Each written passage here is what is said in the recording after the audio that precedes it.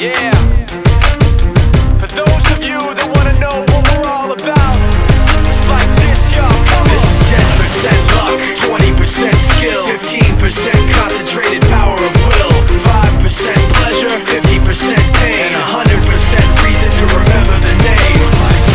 He doesn't need his name up in lights, he just wants to be heard, whether it's the beat of the mic. He feels so unlike everybody else, alone, in spite of the fact that some people still think that they know him. But fuck him, he knows the code. It's not about the salary, it's all about reality and making some noise, making a story, making sure his click stays up. That means when he puts it down, Tox picking it up. Let's go. Who the hell is he anyway? He never really talks much, never concerned with status, but still leaving him starstruck. Humble through opportunities given despite the fact that many misjudge him cause he makes a living from writing raps. Put it together himself, now the picture connects. Never asking for someone's help or to get some respect. He's only focused on what he wrote, his will is beyond reach. And now it all unfolds, the skill of an artist. This is 20%